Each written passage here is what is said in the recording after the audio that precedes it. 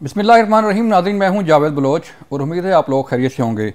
आज Islamabad high court से एक बड़ा फैसला आया है और साइफर साजिश केस का जो अडयाला जेल में ट्रायल हो रहा था उसे रोक दिया गया है 11 जनवरी तक।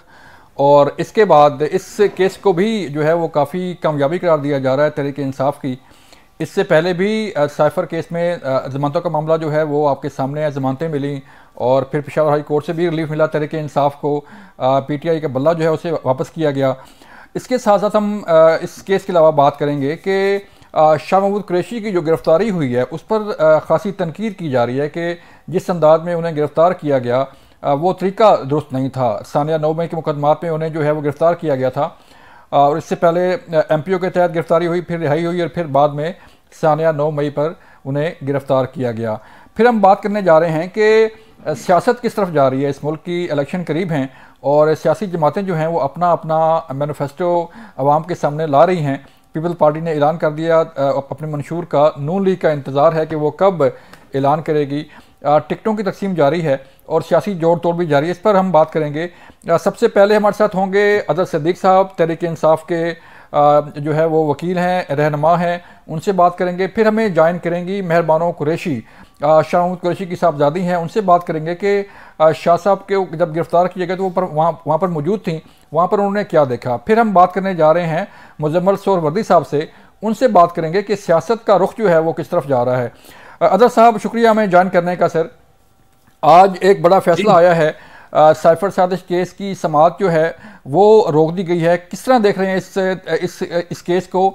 जैसे पहले भी आपके इल्म में है कि जमानतें मिली, फिर पेशावर हाई कोर्ट का फैसला जो है वो आया, तो तहरीक इंसाफ को रिलीफ मिलना शुरू हो गया, तो हम कह सकते हैं कि आपको लेवल प्लेइंग फील्ड मिल गई है। बहुत शुक्रिया। देखें, ये तो फील्डिंग ही नहीं मिल रही थी, लेवल प्लेइंग फील्ड तो अभी बहुत दूर की बात है।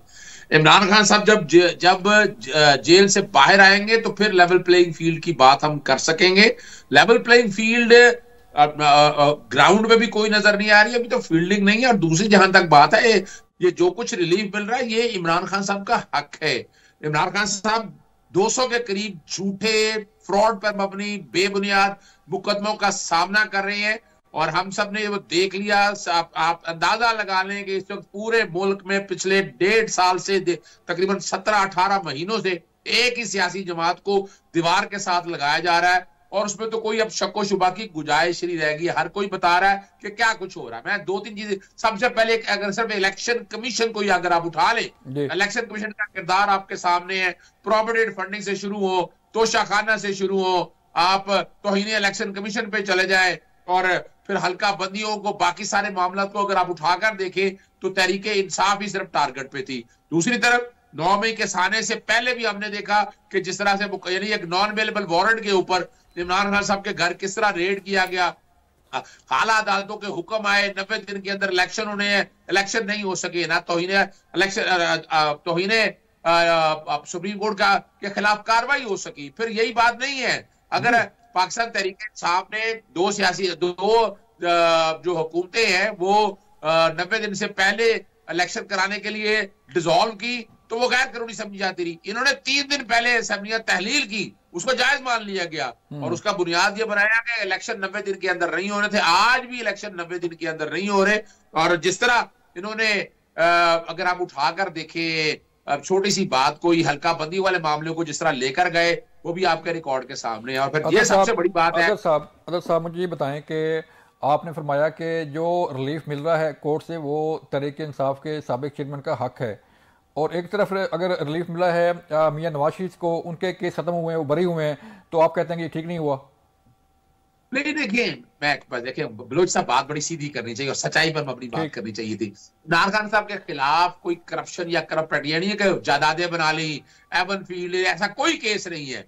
उनके खिलाफ अगर 190 मिलियन का केस देखें, 190 पैसे सारे आ चुके हैं। अल कादर देखे, ट्रस्ट अपनी जगह पर मौजूद है। तोशाखाना के सिर्फ इमरान खान ही है। मैंने 1947 से अब तक के कहा, 1990 से अब तक का रिकॉर्ड सामने आया, कोई केस किसके खिलाफ शुरू हुआ।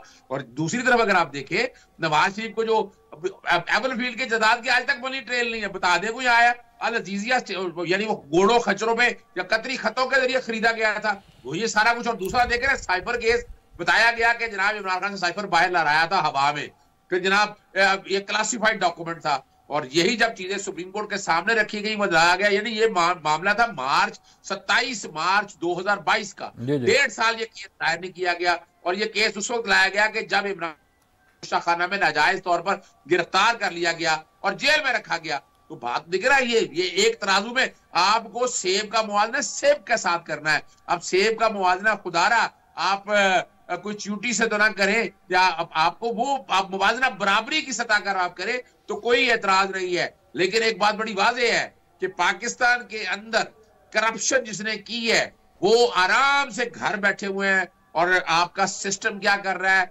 अगर आपको याद हो, ख्वाजा आसिफ साहब ने खुद ही कह दिया था 2018 अगस्त के अंदर, इमरान खान पाकिस्तान तहरीक साहब की हुकूमत आई तो उन्होंने कहा जी अप्रैल में हमसे राब्ता हो गया, और नवाज शरीफ जो सजा याफ्ता थे उनको बाहर भेज दिया गया, 4 साल पूछा तक नहीं किया, ना वो किसी बीमारी का इलाज आपके सामने है। और फिर जब आए वो एक डील के तहत आए, और ये मैं कहता रहा था आप लोगों के सामने, मैंने प्रोग्राम में कहा था कि वो डील के तहत आए हैं, और डील के तहत आपने देखा वो परफॉर्म ही नहीं कर पाए। वादे उन्होंने बड़े किए कि हम क्या कुछ कर लेंगे, आज तक कोई जलसा जुलूस कर ना सके, लोगों को बेवकूफ बनाते रहे। और याद रखिएगा वो लंदन का सामान पैक कर चुके हुए हैं, बीमारी अब शायद बढ़ेगी, और वो बाकी वक्त अब लंदन में गुजारेंगे। यहाँ अब इलेक्शन 8 फरवरी को, और एक और बात बता दूं, इमरान खान साहब को अब जेल के अंदर रखना बड़ा मुश्किल हो जाएगा। साइफर के मामला में बेजमानत होगी, तो शाखाना ऑलरेडी आ चुका है, 190 मिलियन या बाकी में भी जमानती होनी है। मैं 15 जनवरी से पहले इमरान खान साहब को जेल से बाहर देख रहा हूँ, और बाहर आकर इंशाल्लाह तो कैंपेन करेंगे। जो रिलीफ मिल रहा है आपको कोर्ट से, और जो चीज़ें हालात जो है वो आप कह रहे हैं कि हमारे हक में हो रहे हैं, तो आप समझते हैं कि 8 फरवरी तक यही हालात चलते रहेंगे और 8 फरवरी में जो है वो आपका वोटर बाहर आएगा? देखिए आपके सामने है, फसाइयत का दौर है। मेरे अपने जो मैंने कागजात नामजद दाखिल कराए, मेरे प्रपोजल और सेकेंडर के साथ सारा कुछ आप लोगों ने सुन लिया कि उनको कहा आने नहीं पहुंचने दिया गया। फिर कितने लोगों का सारा ये किया, और उसके बावजूद पाकिस्तान तहरीक इंसाफ के रिकॉर्ड नॉमिनेशन पेपर दाखिल हुए। ये छोटी बात नहीं है, बड़ी बात है। उसके बाद बाकी आप साफ शफाफ इलेक्शन कराने दे, ग्राउंड पे आने दे, फील्डिंग। यानी अभी तो क्या हुआ है, आपने एक स्टेडियम को बंद कर रखा है, बड़ी मुश्किल से फील्डिंग के लिए सिर्फ अभी दरवाजे खोले हैं। अभी तो जाके मैच खेलना है, फील्डिंग होनी है, वो अपना अब ग्राउंड पे आना है, वो तो भी सारा कुछ पड़ा है, वो सारा देंगे। तो जो कैंडिडेट आपने उतारे हैं अदर साहब, जो कैंडिडेट आपने मैदान में उतारे हैं वो तो ऑलमोस्ट सारे अननोन ही हैं, सिवाय चंद एक के। तो अननोन लोग जो है वो इलेक्शन जीत पाएंगे, इलेक्शन लड़ पाएंगे वो? देखिए जी, ब्रांड इस वक्त है इमरान खान ने आगे बल्ले को आगे किया हुआ है। वल्ला जहां खड़ा है, जहां इमरान खान खड़ा है, तो वहां उसका किससे मुकाबले की जरूरत नहीं है। यानी मैं कोई सियासी आदमी तो नहीं, मैं अपने जब हल्के में जाके लोगों से मिला हूं तो मैं तो खुद परेशान हो गया हूं। यानी या तो इलेक्शन लड़ना है तो करोड़ों रुपए की जरूरत है, पाकिस्तान तहरीक इंसाफ के अलावा करोड़ों रुपए। यानी आप अंदाजा लगाए, 4 चीजें आपको बता दूं, हमें ना तो कोई कन्वेंस करने की जरूरत है, ना हमें डोर टू डोर उनके लिए दफ्तर खोलने की जरूरत है। यानी आप इस हद तक अंदाजा लगा लेना। तो ये जो कैंडिडेट जो इलेक्टेबल वाली सियासत है ना, वो तकरीबन यानी कुछ इलाकों में है इलेक्टेबल, मैं ये कहूं कि नहीं है, लेकिन अब तो गांव और देहातों के अंदर भी पाकिस्तान तहरीक इंसाफ इतनी पॉपुलर है, उसके लिए वो ब्रांड है। और उसके लिए और सबसे बड़ी बात है कि ये वो इलेक्शन ऐसा होगा कि गरीब आदमी बड़े आराम से इलेक्शन लड़ सकेगा। उसके लिए वो बिरयानी की प्लेटें। अगर साहब इस ब्रांड पे जो है वो सानिया नौमई का भी धब्बा है, सानिया नौमई को क्या लोग भूल जाएंगे 8 फरवरी को? देखिए मैं एक बात बता दूं आपको, सानिया नौमई की मजम्मत हमने भी की है, लेकिन इसको पार्टी के जिम्मे डालना कि पाकिस्तान तहरीक इंसाफ ने किया या इमरान, ये हम मानने के लिए तैयार नहीं है। आप ट्रायल आपके 6-7 महीने थे, आप दहशतगर्दी की कोर्टों में चलाते और साबित करते, क्योंकि डायरेक्ट एविडेंस ऐसी कोई मौजूद नहीं है। जिन्होंने 9 मई सारिया किया उनके साथ जो भी कानून के मुताबिक कार्रवाई होनी हो, और ये फैसला अवाम पे छोड़ देना। 9 मई के साने को सामने रखते हुए उन्हें पता है कि पाकिस्तान तहरीक इंसाफ का कितना रोल है। जब आप साफ और शफाफ इलेक्शन होने देंगे, वो वोट के जरिए साबित कर देंगे कि उन्होंने 9 मई के सानिया के जो लोग हैं, जो लोग होंगे उनमें से तो किसी को टिकट ही मिला ना, जो जिम्मेदार अगर कोई है भी, अगर कोई सादा आदमी भी है, लेकिन बाकी जो है ना वो आपके सामने है, वोकला है, बाकी बड़ी तादाद मौजूद है। तो इंशाअल्लाह अजीज पाकिस्तान तहरीक इंसाफ नंबर 1 पे जमात आएगी, 2 थाई अक्सरियत लेगी, बाकी सारी सियासी जमातें एक तरफ होगी। पाकिस्तान पीपल्स पार्टी को मैं दूसरे नंबर पे देख रहा हूं, और पीटीआई में और पाकिस्तान मुस्लिम लीग उनके अक्सर तो लोगों की तो जमानतें जब्त हो जाएगी। आप यहां से देखें ना, मतलब आप प्रो पीपल्स पार्टी चल रहे हैं, लेकिन नून लीग के साथ आपका कोई सियासी इत्तेहाद नहीं हो सकता। लेकिन जो बात आप कर रहे हैं कि पीपल्स पार्टी के साथ आप सियासी तौर पर चल सकते हैं। देखिए, मैं एक बात बताऊं आपको, पाकिस्तान पीपल्स पार्टी का साथ फैसला जो करना है वो तो जमात ने अपने तौर करना ना। मैं अपनी जाती पाकिस्तान पीपल्स पार्टी कम से कम एक जमहूरी जमात है। वो फसाइयत में ठीक है, इस पीडीएम का हिस्सा थी, लेकिन उन्होंने इलेक्शन कमीशन या बाकी प्रोसेस के अंदर उन्होंने कुर्बानियां दी हुई हैं। पाकिस्तान पीपल्स पार्टी की कुर्बानी है, जुल्फकार अली भुट्टो से मोहतरमा बेनजीर भुट्टो साहब से आगे आगे इस खानदान की बड़ी कुर्बानी है। पाकिस्तान मुस्लिम लीग नून की बता दें कोई कुर्बानी हो, हमेशा एस्टैब्लिशमेंट के घोड़े पे चल के आते हैं, अयाशी करते हैं, मौजे करते हैं। और आज 85 का प्रोजेक्ट लेने आया था ना, आप अवाम में तो वजीरा ही नहीं मिली उसको। आए वोट कास्ट करे, आए वोट डाले, और भाई ये 85 के घर बैठे जाकर नौजवान आए, इलेक्शन लड़े। जहां तक इमरान खान है, इमरान खान एक ब्रांड है, वो चाहे मैं कहता हूं चाहे वो 100 साल का भी क्यों ना होता, अवाम उसको वजीर से बनाना चाहती। चलें जी, अदर सिद्दीकी साहब आपका मौक़िफ़ आ गया। चाहे ब्रांड जो है वो 100 साल का क्यों ना हो, चाहे उसके साथ जो है वो सानिया 9 मई क्यों ना लगा हो, लेकिन वोट उसको मिलेंगे। मुझे एक ब्रेक के लिए कहा जा रहा है, मिलते हैं ब्रेक के बाद। वेलकम बैक नाज़रीन, हम बात कर रहे थे कि तहरीक इंसाफ इस इलेक्शन में कहाँ खड़ी होगी। बल्ले का निशान तो मिल गया, और साथ ही साथ शाह महमूद कुरैशी की गिरफ्तारी जो है जिस अंदाज में हुई और जिस तरह हुई, उस पर खासी तनकीद की जा रही है हुकूमत पर, पुलिस पर, कि उन्हें किस तरह गिरफ़्तार किया गया। और एक साइफर केस में बेल हुई, लेकिन फिर MPO के तहत गिरफ़्तार हुए, और फिर पता चला कि सानिया 9 मई के मुकदमात में भी उन्हें गिरफ़्तार कर लिया गया है। उस वक्त मौजूद थी वहाँ पे शाह महमूद कुरैशी की साहबजादी भी इस तमाम वाक़े को देख रही थी, और हम उनसे बात करेंगे कि उन्होंने इलेक्शन कमीशन में भी दरख्वास्त दायर की है, और तमाम जो अदालती फोरम हैं उन पर भी वो जाना चाह रही हैं कि उन्हें रिलीफ मिल सके। मेहरबानो, शुक्रिया हमें वक्त देने का। बताइए, आप उस वक्त मौजूद थी जब शाह महमूद कुरैशी को गिरफ्तार किया गया। क्या हालात थे, क्या वाक़यात थे, और फिर ये भी बताइएगा कि आप इलेक्शन कमीशन में भी दरख्वास्त देकर गई थी, रात के आप वहाँ पहुँची, आपकी दरख्वास्त ली भी गई, और इस पर कार्रवाई क्या हुई? जी, ना सिर्फ कि मैं वहाँ मौजूद थी, मेरी वालदा भी थी, मेरी छोटी बहन भी थी, और मेरे वालिद की तीनों बहनें वो भी वहाँ पे मौजूद थी। तो हम सब ने ये जो रियासत का जबर है, हम सब ने ये देखा, हम सब इसके गवाह हैं, और हम सब हैरत अंगेज हैं अभी तक। मेरे ख्याल में मेरी जो फुफियाँ हैं वो तो शौक से, इस सदमे से निकल ही नहीं पाई हैं जो उन्होंने मनाजिर देखे हैं। और जिस तरह के पूरे पाकिस्तान ने ये मनाजिर देखे हैं, और वो सब भी सदमे में है। मुझे इतने मैसेजेस आए हैं हर तरफ से मजम्मत भी हुई है। अगर आप सोशल मीडिया के प्लेटफॉर्म पे देखें, वो लोग जो तनकीद का निशाना बनाते थे पाकिस्तान तहरीक इंसाफ को, वो भी मजम्मत कर रहे हैं, और सब यही कह रहे हैं कि आज रियासत में इस हरकत से पूरी पाकिस्तान की अवाम को, पाकिस्तान कौम को शर्मसार किया है। लेकिन हमने देखा जो वीडियो सामने आई, मेहरबानो, शाह महमूद कुरैशी साहब ने कभी मज़ामत नहीं की। पहले भी गिरफ्तार हुए तो उन्होंने बड़ी आराम से गिरफ्तारी दी, लेकिन हमने उस वक्त देखा कि शाह साहब जो है वो मज़ामत कर रहे थे। बिल्कुल भी नहीं, बिल्कुल भी नहीं। मैं आपको जो वीडियो सामने I will cut you short there. बिल्कुल भी दैट्स नॉट ट्रू। अगर आप वहाँ पे वाक़े पे मौजूद होते तो आप शायद ये भी देख पाते और सुन पाते कि उन्होंने शुरू में जब वो बाहर आए हैं तो उन्होंने यही कहा, मीडिया ने कहा आप आगे आ जाएं। उन्होंने शुरू करने से पहले ये कहा कि इन्होंने गिरफ्तारी डाली रात को मेरी MPO ऑर्डर के अंदर, मुझे नजरबंद किया, मैंने तस्लीम कर लिया, और मैं चला गया वापस अपने सेल के अंदर। मुझे ये गिरफ्तार करना चाहते हैं, बेशक कर लें, मगर इस वक्त मैं जेल की हदूद में खड़ा हूँ, इस वक्त मैं रिहा हो चुका हूँ, और मैं इस हद को पार करने से पहले मीडिया से गुफ्तगू करना चाहता हूँ, जो मेरा हक बनता है। मैं एक आज़ाद आदमी हूँ, इस वक्त मुझ पे कोई इल्ज़ाम नहीं है, मुझ पे कोई जुर्म साबित नहीं हुआ, मैं बेगुनाह हूँ, और मैं एक बेगुनाह आज़ाद पाकिस्तानी शहरियत होने के नाते एक स्टेटमेंट देना चाहता हूँ प्रेस को। तो मुझे ये देनी, और वो अब फिर बात कर रहे थे जब मीडिया के दोस्त सामने आए, और जैसे ही उन्होंने बात करना शुरू की तो ये लोग सामने आए कि बस बहुत हो गया, बदतमीज लहजे से बात करने लगे, और फिर उन्होंने धक्कम पेल शुरू की और बदतमीजी शुरू की। उनको कभी भी इस बात से कोई इख्तलाफ नहीं था कि वो उनको अरेस्ट करने आ रहे हैं। इतनी दफा लातादाद दफा अरेस्ट हुए हैं, कभी इस तरह नहीं हुआ।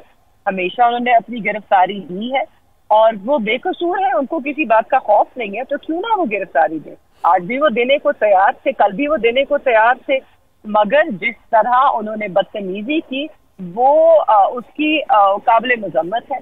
और बिल्कुल उनको अपने जो हरकतें हैं उन पे नजरसानी करनी होगी, क्योंकि इस तरह आप इस तरह जबर करके आप पाकिस्तान का नाम रोशन नहीं कर रहे। पूरी दुनिया में थू-थू हो रही है, लोग तो आप इलेक्शन कमीशन भी मेहरबान, आप इलेक्शन कमीशन भी गई थी और आपने वहाँ पे दरखास्त भी दायर की, आपकी मुलाकात भी वहाँ पे हुई, तो क्या उसका कोई फीडबैक आया, कोई एक्शन हुआ? कोई मेरी मुलाकात किसी से नहीं हुई। हम वहाँ पर गए जरूर थे, हमें उन्होंने अंदर शुरू में कहा कि जी कोई दफ्तर में है नहीं। हमने कहा हम किसी से मिलने नहीं आए, हम असल में ये दरखास्त देने आए हैं, ये आप पहुंचा दीजिएगा। तो उन्होंने कहा कोई रिसीव करने को नहीं है। तो जब हमने कहा हमने कोई तो होगा, कोई क्लर्क होगा, कोई सेक्रेटरी होगा, तो उन्होंने कहा आप डाक खाने में दे दें। हमने दे दी। सुल्तान राजा साहब को रिसीव हो गई है, क्योंकि मैंने उन्हें मैसेज भी किया। जैसे कि उन्होंने खुद कहा था, अगर आपकी कोई कंप्लेंट्स हैं तो आप डायरेक्टली मुझे करें, मैं रिजॉल्व करूंगा। उन्होंने हमें वादा किया था कि वो रिजॉल्व करेंगे। तो मैं अभी भी यही उनसे उम्मीद लगाए बैठी हूँ कि अपने वादे को वो पूर्ण निभाएंगे और वो इस पे एक्शन लेंगे। क्योंकि देखिए, मेरे वालिद ना सिर्फ के एक इलेक्शन के उम्मीदवार हैं, वो पाकिस्तान तहरीक-ए-इंसाफ के वाइस चेयरमैन हैं। हम एक इंतखाबात की तरफ हम जा रहे हैं। हम चाहते हैं कि एक मुनसिफाना शफाफ इलेक्शन हो, और उसके लिए अतर मिनल्ला साहब भी ये बात कर चुके हैं और जस्टिस अतर मिनल्ला ये लिख चुके हैं अपने इजाफी नोट में कि एक जेन्युइन इलेक्शन के लिए ये जरूरी है कि पाकिस्तान की जो लीडरशिप है मुख्तलिफ सियासी जमातों की, वो आज़ाद हो। और ये कहते हुए उन्होंने इमरान खान साहब और शाह महमूद साहब को बेल ग्रांट की थी। तो इस वक्त अगर ये एक्शन नहीं लेते तो ये सुप्रीम कोर्ट के अहकामात की भी नफी कर रही है। ठीक, मुझे ये बताइएगा, आप तहरीक इंसाफ की रहनुमा भी हैं और आपने पहले इलेक्शन भी लड़ा, और अब भी जो है वो जो सूरत चल रही है, तो तहरीक इंसाफ को बल्ला वापस मिल गया है और उनके जो इंटर पार्टी इलेक्शन थे वो भी बहाल हो गए हैं। तो तहरीक इंसाफ को कहाँ देख रही हैं? क्या मुस्तकबिल है इस इनाम इंतखाबात में? क्या तहरीक इंसाफ जो है उनका वोटर बाहर निकलेगा? जी, सबसे पहले तो मैं तहरीक इंसाफ की रहनुमा नहीं, मैं तहरीक इंसाफ की एक वॉकर हूँ इस जमात की। और बिल्कुल बल्कि सबको बहुत बहुत मुबारक हो कि बल्ला वापस मिल चुका है हमारी जमात को, जो हमारा हक भी बनता था। और बिल्कुल मुझे तो पूरी उम्मीद नहीं है, मुझे पूरा यकीन है आप सब हैरान रह जाएंगे 8 फरवरी को पाकिस्तान की अवाम जिस तादाद में बल्ले पे मोहर लगाने निकलेगी। आप लोग भूल रहे हैं, सब मेरे ख्याल में शायद इस गलतफहमी का शिकार है कि लोग निकलेंगे नहीं, लोग निकलेंगे। हमारी जो इलेक्ट्रेट है इस वक्त, जो डेमोग्राफिक्स है वोटर्स के, जो पाकिस्तान का वोटर है, 3/4 वोटर जो है वो 45 के नीचे है। सारी यूथ है हमारी जो इस वक्त ये सब देख रहे हैं और ये नहीं कभी भूलेंगे। जो मेहरबानो, इसी यूथ ने भी तो काम खराब किया था ना, इसी यूथ ने भी तो काम खराब भी तो किया था ना, इसी यूथ ने सानिया 9 मई आपके सामने किस तरह जलाओ किया। बिल्कुल भी नहीं, हम आज भी कहते हैं, हम आज भी यही बात करते हैं कि हमारी जमात एक पुरअमन जमात है। जब इमरान खान साहब पे गोलियां चली, जब हमने तब भी हमने प्रोटेस्ट की, हम निकले, हम बाहर आए, हम पुरअमन रहे।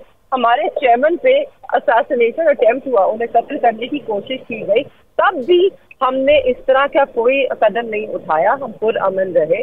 तो अब कैसे हो गया कि हम दहशतगर्द जमात बन गए, हम तशद्दुद करने लग गए, हम जलाओ घेराव की सियासत करने लगे। हमारी जमात ने तो कभी इस तरह की सियासत नहीं की, और हमने हमेशा 9 मई के बाद से हर बंदे ने 9 मई की मजम्मत की है। मैं आज भी करती हूँ मजम्मत, मगर मुझे बताइए क्या इतना बड़ा सानिया हुआ था कि जिसमें 10,000 लोग मुलविस हैं? और अगर ऐसा हुआ है कि 10,000 बंदा पूरे पाकिस्तान में उन्होंने इस तरह किया, तो आप फिर ये तो बहुत बड़ी इन्वेस्टिगेशन बनती है। कहीं ज्यादा छोटी चीजों पे JITs बनी है, तो आज से हमें इसको भी इन्वेस्टिगेट करना चाहिए कि ये हुआ कैसे, कौन थे वो लोग जिन्होंने किया, और उनको जरूर सजा दें। 200 से जायद 200 से जायद मकामात पर जो है वो जलाओ गिराव किया गया था। 200 से जायद मकामात पर जलाओ गिराव किया गया था। आप 10,000 की बात कर रही हैं ना, कितने लोग कैसे मुलव्वस हुए? मैं बता रहा हूँ कि 200 से ज्यादा ऐसी मकामात थे जहाँ पे हमें नहीं मालूम, जो टीवी पे विजुअल चले वो 3-4 जगहों के थे, और उन पे भी हम कहते हैं कि जो लोग आपके पास टीवी फुटेज आइडेंटिफाई करें, बहुत से ऐसे लोग हैं जिनका चेहरा बिल्कुल नमूदार है, आप देख सकते हैं, आप पहचान सकते हैं, मगर वो उनको आज तक अरेस्ट नहीं किया गया, हमें उनकी आइडेंटिटी नहीं पता। मैं तो चाहती हूँ कि इन्वेस्टिगेशन हो, बिकॉज वाकई ये बहुत डेंजरस है पाकिस्तान के लिए।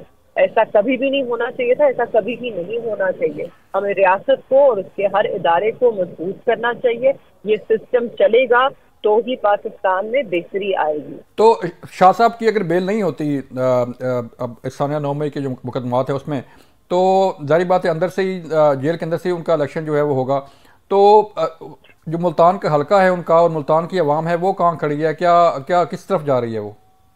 आप जाइए ना, सर्वे कीजिए, पूछिए लोगों से वो कहाँ खड़े हैं, किसके साथ खड़े हैं। जहाँ तक मेरी मालूमात है इस वक्त तो हर कोई पाकिस्तान तहरीक-ए-इंसाफ के साथ खड़ा है।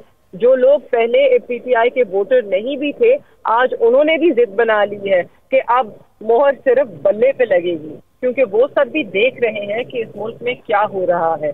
हमें तमाशा बनाकर रख दिया है।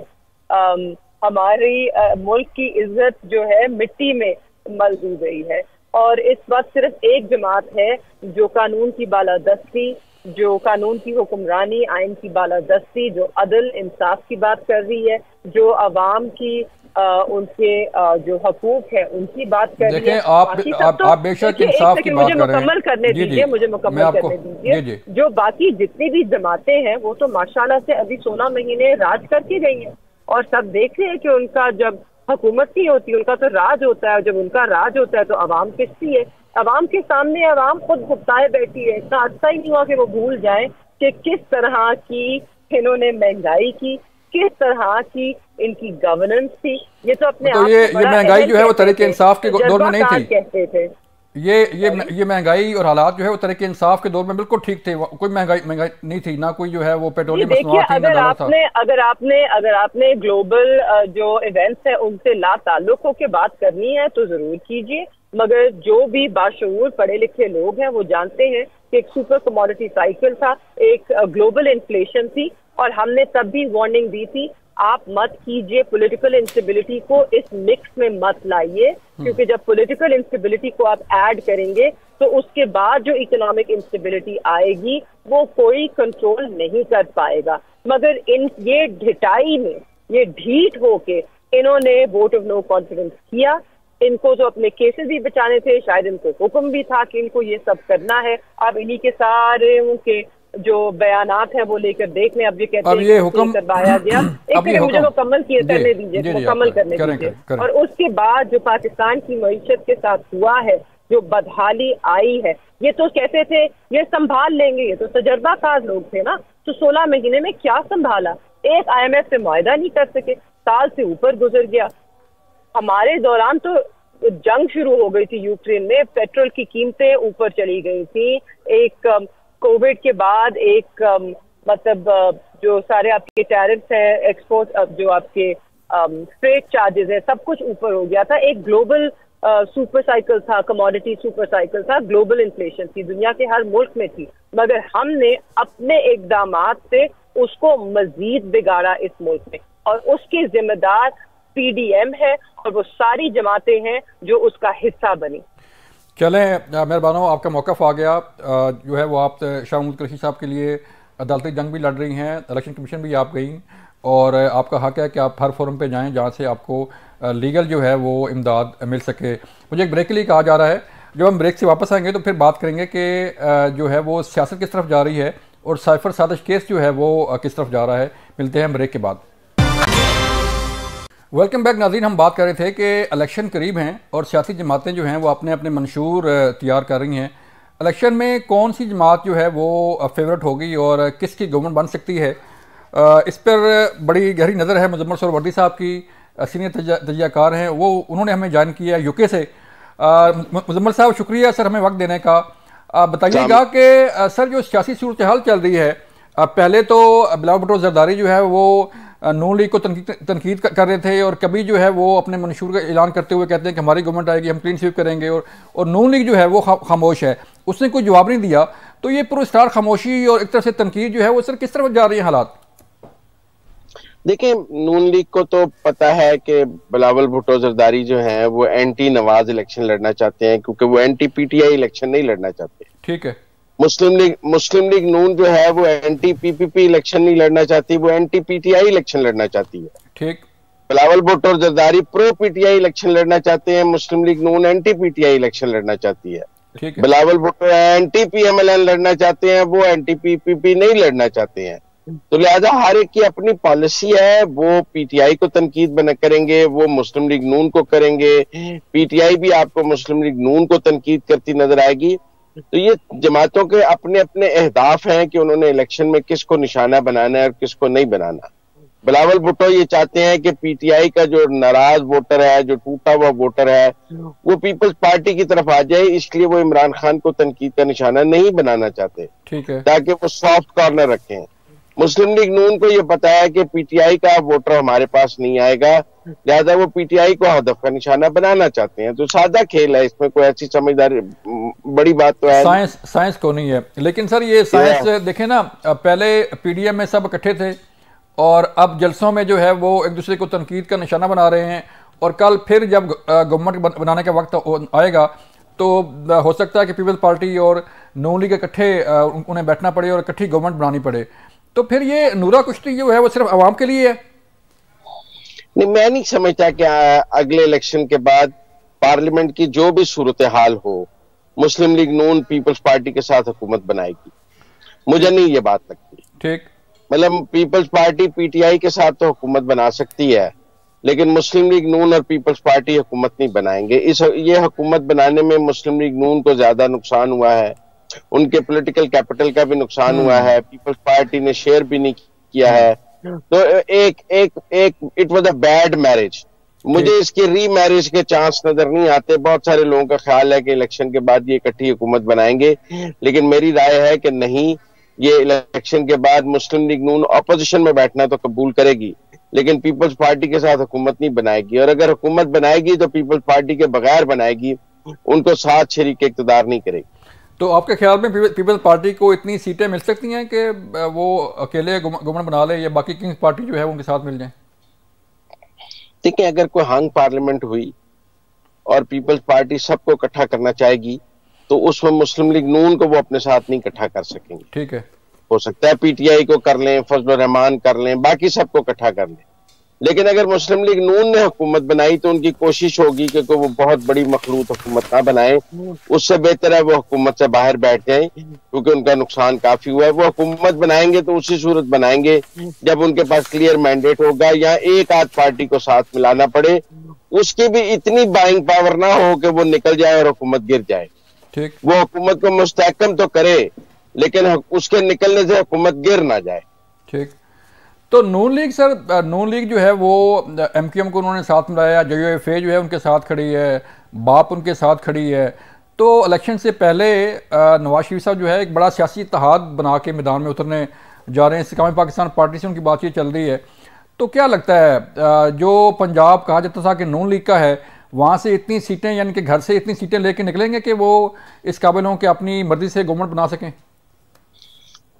ठीक, अगर तो पंजाब से सीटें लेके नहीं निकलेंगे फिर तो हुकूमत बना ही नहीं सकेंगे। जी वही ना।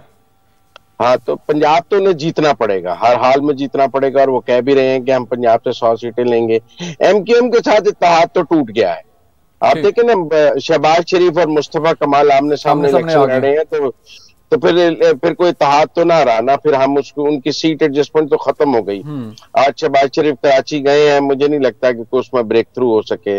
इस्तेकाम पाकिस्तान पार्टी के साथ भी कोई सीट एडजस्टमेंट मुझे नजर नहीं आ रही। ठीक। 1 या 2 सीटें हो सकती हैं, लेकिन पंजाब शेयर करने के लिए मुस्लिम लीग नून बिल्कुल तैयार नहीं है। पंजाब को वो अपना होम ग्राउंड समझते हैं, तो वो क्यों शेयर करेंगे? अगर उन्होंने IPP में से किसी को टिकट देना हो तो उसको अपने साथ शामिल कर लेंगे, उसको IPP से टिकट एडजस्टमेंट क्यों ऑफर करेंगे? जैसे अभी फैसल सालेहात को उन्होंने शामिल कर लिया है पीपल्स पार्टी के जरिए, तो वो फैसल सालेहात को एडजस्टमेंट देने के लिए तैयार नहीं थे ना। वो तैयार है कि आप ज्वाइन कर लें। तो मुझे लगता है पंजाब में तो कोई सीट एडजस्टमेंट नहीं है। मुस्लिम लीग नून अकेले इलेक्शन लड़ रही है, सिर्फ काफ लीग के साथ मुझे नजर आ रही है, वो भी 3 सीटों की हद तक, इससे ज्यादा नहीं है।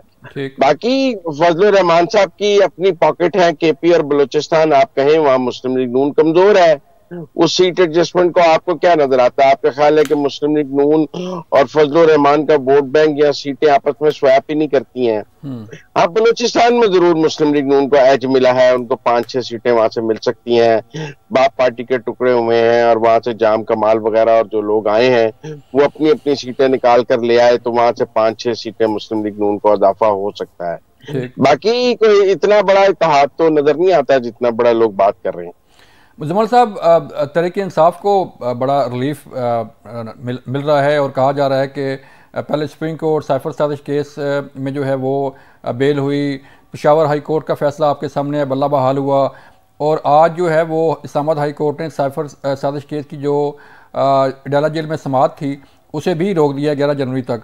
तो आपको लगता है कि तहरीक इंसाफ के हक में चीजें जा रही हैं? नहीं, मुझे नहीं लगता है। पहली बात तो ये है कि मुझे नहीं लगता कि इमरान खान साहब कहीं से भी इस इलेक्शन में कैंडिडेट होंगे। आप बात समझे। अब बल्ले के निशान की बात है, उसमें मुझे ये लगता है कि इलेक्शन कमीशन ने पेशावर हाई कोर्ट के फैसले के बाद अभी तक, जब तक मैं और आप गुफ्तगू कर रहे हैं, बल्ले का निशान दिया तो नहीं है जी। और खबरें यही है कि वो सुप्रीम कोर्ट जाने का फैसला कर रहे हैं और वो पेशावर हाई कोर्ट के फैसले को नहीं के खिलाफ अपील करने जा रहे हैं। बल्कि पेशावर हाई कोर्ट ने तो एक रिटर्निंग अफसर को भी मुअत्तल किया है, वो उसके खिलाफ भी अपील करने जा रहे हैं। वो पेशावर हाई कोर्ट का वो फैसला भी नहीं मान रहे हैं। सही है। लिहाजा मुझे नहीं लगता कि वो को बल्ले का निशान इतना इजीली दिया जा सके, और उसके लिए सुप्रीम कोर्ट तक लड़ाई होगी। फिर देखें सुप्रीम कोर्ट का वर्डिक्ट क्या आता है। इमरान खान साहब खुद कैंडिडेट नहीं होंगे। पीटीआई को जो मुश्किलात कैंपेन में होनी है वो उसका अभी ये कागज जमा होने से तो कुछ नहीं हो जाता। सवाल ये है कि जो कैंडिडेट कागज जमा कराने के बाद कैंपेन कर सकेंगे, जिन्होंने कागज अपने वकीलों के जरिए जमा कराए हैं और वो मफरूर और इश्तिहारी हैं और वो सामने आने के लिए तैयार नहीं है, वो कल कैंपेन में लोगों से वोट मांगने कैसे जाएंगे? जो आज रिटर्निंग अफसर के सामने पेश होने से के काबिल नहीं है, वो कल वोटर की अदालत में पेश होने के काबिल कैसे हो सकेगा?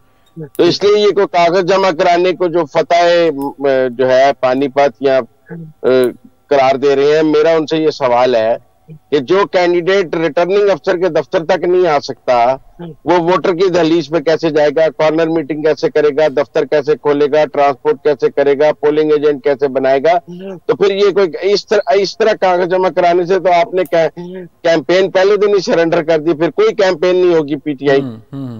और फिर दूसरी बात ये भी है सर कि जो कहा जा रहा था कि हमारे जो उम्मीदवार हैं उन्हें कागजात नामजदगी जमा नहीं करवाने दी जा रही है, और फिर हमने देखा कि सबसे ज्यादा उन कैंडिडेट जो है वो मैदान में उतरे हैं और उन्होंने कागजात जमा करवाए हैं। जी, अननोन लोग हैं जिन्होंने कागज जमा कराए हैं। जो कैंडिडेट्स देखें, ये इलेक्शन जो है ना, ये इसमें जो इलेक्शन लड़ने वाले लोग हैं उनके तजर्बे को नजरअंदाज नहीं किया जा सकता। मतलब आप ये समझें कि हमारी जिससे भी बात हुई है उसने कहा 30% इलेक्शन तो इलेक्शन डे का होता है, 30% इलेक्शन जो है पार्टी के टिकट का होता है और 30% कैंडिडेट का होता है। तो अगर पार्टी का कैंडिडेट कमजोर है और इलेक्शन डे मैनेज नहीं होगा तो 30-40% एक करके से अगर 4-4, 5-5 अननोन लोगों ने कागज जमा करा दिए तो वो बहुत बड़ी कामयाबी है। इसके नतीजे में एंड रिजल्ट क्या निकलेगा वो देखना पड़ेगा। अगर ना जो है वो आपका टिकट नहीं लेने को तैयार, तो फिर आपको अपनी इलेक्शन स्ट्रेटेजी पर को रिकंसिडर करना पड़ेगा। ठीक है, मतलब तहरीक इंसाफ जो है जो खुशियां मना रही है कि बल्ला उन्हें वापस मिल गया। पूरा सोशल मीडिया भरा पड़ा जी कि बल्ला आ गया, तो ये बल्ला लगता है कि उन्हें मिल नहीं पाएगा। और दूसरा, अभी तक तो इलेक्शन कमीशन ने नोटिफाई नहीं किया ना बल्ला। जी ऐसे ही है। पेशावर हाईकोर्ट ने उनको कहा कि आप इंट्रा पार्टी सर्टिफिकेट अपलोड करें, बल्ले का निशान दें 24 घंटे में। ऐसा हुआ तो नहीं है ना? जब मैं और आप गुफ्तगू कर रहे हैं तो 48 घंटे नहीं, अभी तक नहीं हुआ अभी तक। बस फिर तो मुजम्मल साहब ये बताइएगा कि जो कल मंशूर का ऐलान किया बिलावल भुट्टो जरदारी साहब ने, और उसमें वही यूथ को जो है फोकस किया गया, इंडस्ट्री ख़वातीन की जो है वो अपलिफ्टिंग जो है उसमें किया गया। नून लीग का मंशूर अभी तक नहीं आया, तो जो मंशूर दिए जा रहे हैं या आ रहे हैं मैदान में और अवाम के पास सामने आ रहे हैं, तो उससे लगता है आपको कि कोई नई चीज़ होने जा रही है और जो मसाइल हैं अवाम के, जो महंगाई है, बेरोज़गारी है, लॉ एंड ऑर्डर है और बाकी जो चीज़ें हैं, माशी सूरत हाल है, उससे बेहतरी की तो है आपको कोई? देखिए जी, माशी बेहतरी के लिए तो अगले इलेक्शन के बाद मुझे लगता है पार्लियामेंट काम करेगी। मिसाक मईशत पर एक चार्टर ऑफ इकोनॉमी अगली पार्लियामेंट से होगा और वो उसमें हमें SIFC का रोल भी नजर आता है, एस्टेब्लिशमेंट का रोल भी नजर आता है और वो जो चार्टर ऑफ इकोनॉमी है वो पाकिस्तान के अगले 10 साल 15 साल की राह मुतय्यन करेगा। अब तो देखिए कि आलमी मालियाती इदारे भी कह रहे हैं कि ये फाइनेंशियल ऑर्डर जो वर्क ऑर्डर जो है पाकिस्तान का नहीं चल सकता। इसका मतलब दुनिया कह रही है कि आप अपना फाइनेंशियल वर्क ऑर्डर चेंज करें।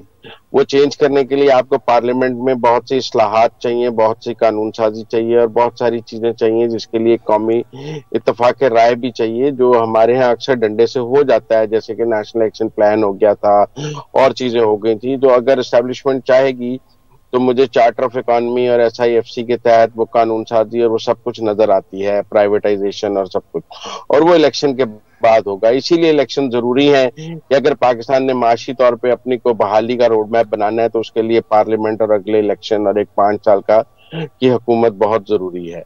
लिहाजा मुझे नजर आता है कि वो उससे हो जाएगा। उसमें उसका इन सियासी पार्टियों के मंशूर का इतना जिक्र असर नहीं है जितना ये है कि वो हमने प्राइवेट, देखिए हमारे 5-6 बड़े मसले हैं। पहला मसला ये है कि हमने टैक्स कलेक्शन ठीक करनी है। जी। वो पॉलिटिकल, उसके लिए पॉलिटिकल विल मौजूद नहीं है, वो एक चार्टर ऑफ इकोनॉमी से आएगी।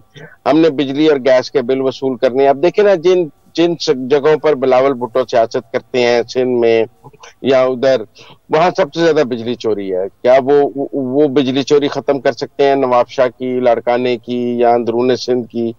तो फिर तो अपने मंशूर की बात करें, और अगर वो चार्टर ऑफ इकोनॉमी में फैसले होने हैं तो फिर मैं उधर की बात करूंगा।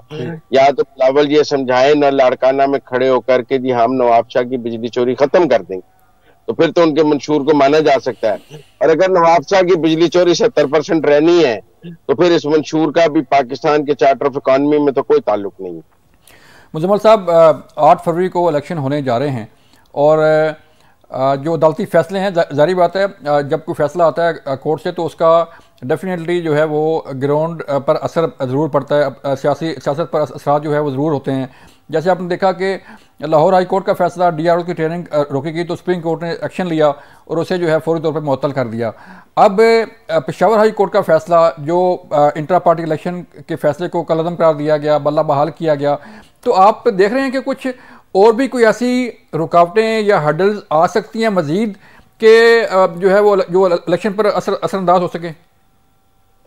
जी, ये हर्डल्स आ सकती हैं और हर्डल्स नजर आ भी रही हैं, लेकिन अगर सुप्रीम कोर्ट ऐसे ही खड़ा रहा तो फिर तो इंतखाबात हो जाएंगे, और अगर सुप्रीम कोर्ट ऐसे ना खड़ा रहा, कहीं कमजोरी दिखाई, तो फिर हम कह सकेंगे कि मुलतवी क्योंकि मुलतवी हो सकते हैं। लेकिन 8-10 दिन की बात तो देखें ना जी, आर्मी चीफ ने भी की है, आसिफ जरदारी ने भी की है, सब ने की है, तो अभी तो सुप्रीम कोर्ट ने वो 8-10 दिन भी नहीं माने हैं।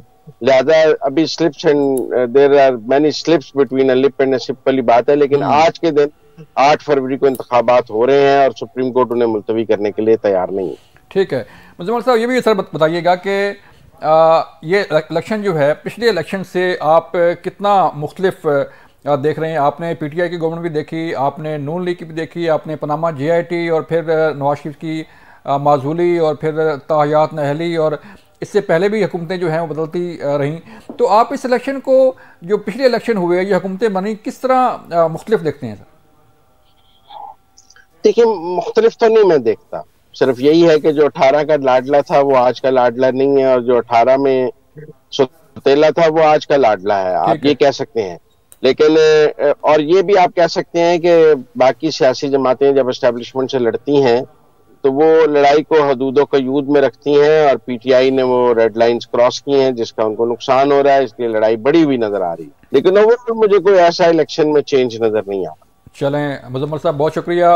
नाज़रीन, ये थे मुजम्मल सरवर्दी साहब। आपने इनकी बात सुनी, इनका मौक़िफ़ सुना कि इलेक्शन जो है वो किस तरफ जा रहे हैं, क्या रुकावटें और भी आ सकती हैं इलेक्शन में, लेकिन इलेक्शन जो है वो 8 फरवरी को होने जा रहे हैं।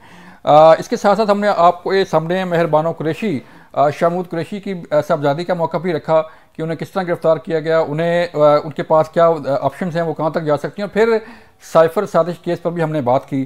ये था आज का प्रोग्राम। अपना ख्याल रखिएगा। अल्लाह हाफिज़।